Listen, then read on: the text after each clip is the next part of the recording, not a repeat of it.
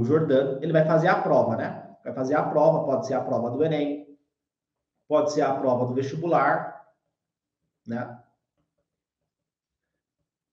Para ele tentar aí competir por uma vaga em medicina, tá? Beleza, vamos pegar o Enem como exemplo. Então, lá no dia da prova do Enem, o que vai acontecer? Vamos pegar o Enem, são 180 questões, mais uma redação dividida em 2 dias, né? Então, no primeiro dia, ele vai fazer 90 questões, mais uma redação, em 5 horas e 30 minutos. E no segundo domingo, ele faz 90 questões, sendo 45 de matemática, 45 de natureza, em 5 horas, né? Então, tem essa alteração, tá? Beleza. E aí, ele vai fazer a prova. O que a prova vai cobrar do Jordano? Né? O que ela vai cobrar dele? Vai cobrar a capacidade de memorização dele, né? Muitas pessoas podem citar, não, a prova vai cobrar física, vai cobrar matemática, vai cobrar biologia, vai cobrar redação. Só que esse é um pensamento muito pequenininho. A prova, se a gente analisar do ponto de vista neurocientífico, né, que é o conteúdo que eu trago aqui para vocês, a prova ela vai cobrar a capacidade de memorização dele. Porque ele pode saber biologia, ele pode saber redação. Entretanto, todavia, contudo, se ele não lembrar da biologia, se ele não lembrar da redação, ele não vai passar em medicina. Todo mundo concorda comigo? Vocês entenderam? Ele pode ter os melhores professores, ele pode ter o curso mais focado em Enem, mais focado no vestibular, ele pode ter tudo isso. As melhores apostilas, os melhores materiais, plataforma de questões, ele pode ter tudo isso, né? Só que se ele não lembrar desse conteúdo no dia da prova, ele não vai conseguir passar. Todo mundo entende esse raciocínio? Comentem para mim se vocês entendem esse raciocínio.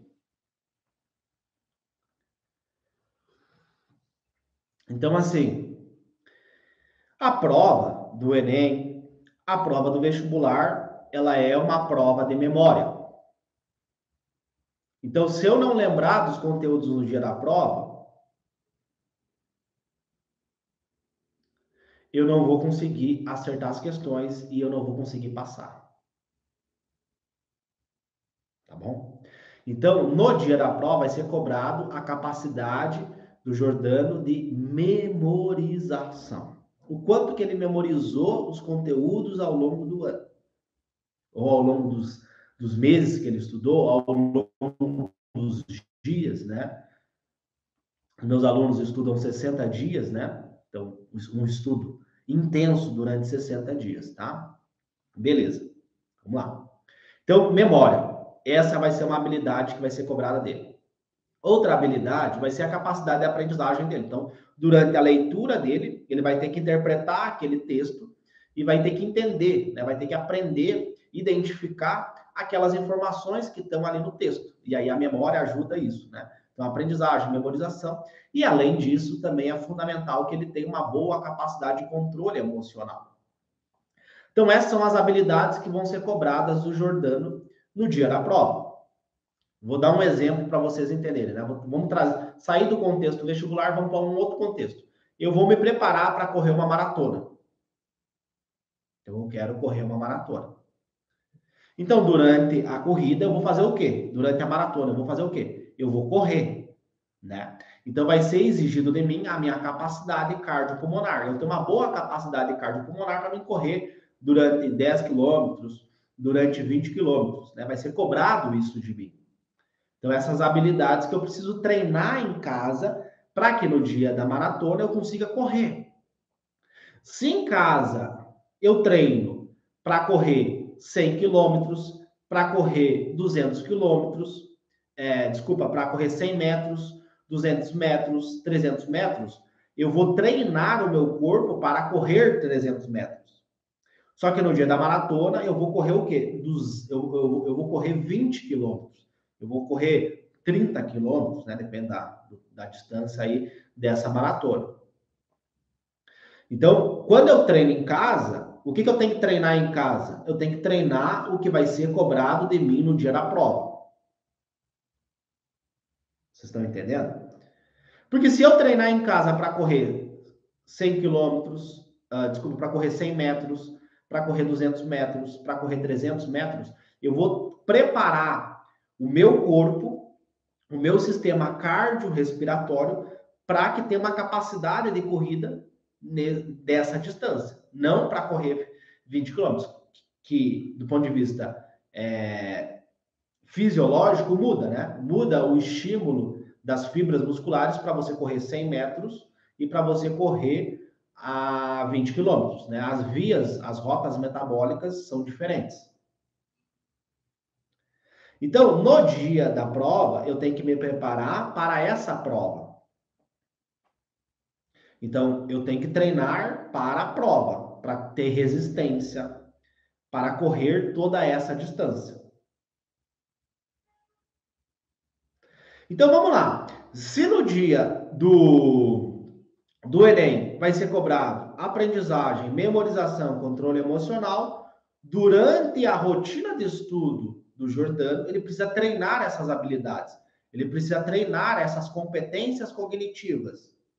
Então, eu dei o exemplo da maratona. Nós estamos falando o quê? Nós estamos falando de habilidades físicas, de aptidões físicas. Resistência cardiopulmonar, a pessoa ter uma boa capacidade muscular para correr toda aquela quantidade da maratona. Então, treina em casa isso. No dia do Enem, no dia do vestibular, nós estamos falando do quê? De habilidades cognitivas. Atenção, né? Não se tem atenção, mas atenção, aprendizagem, memória, controle emocional, né? Porque imagina se o emocional dele sobe, né? Então, ele teve o melhor cursinho de redação, os melhores professores de redação, o cursinho mais específico, mais focado ali para o Enem de redação. Ele teve os melhores professores. Só que chega no dia do Enem, o nível emocional dele está alto.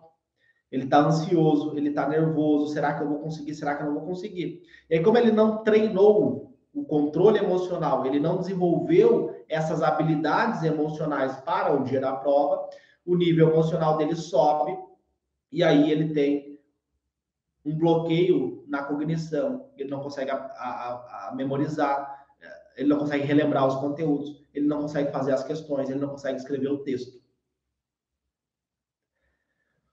Então é isso, essa é a reflexão que eu sempre trago para os meus alunos, né?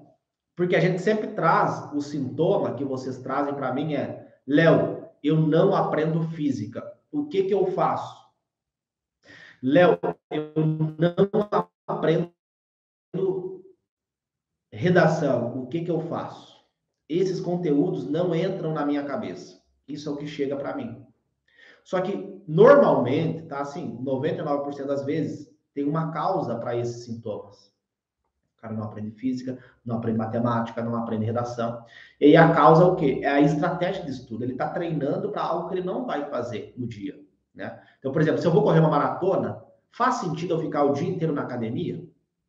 No dia de correr a maratona, eu vou fazer academia? Não vou, né?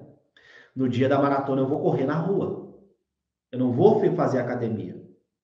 No dia do Enem, no dia do vestibular, você não vai ter videoaulas. Você não vai ler a apostila. Você vai fazer o quê? Vai fazer questões. 90 questões e uma redação.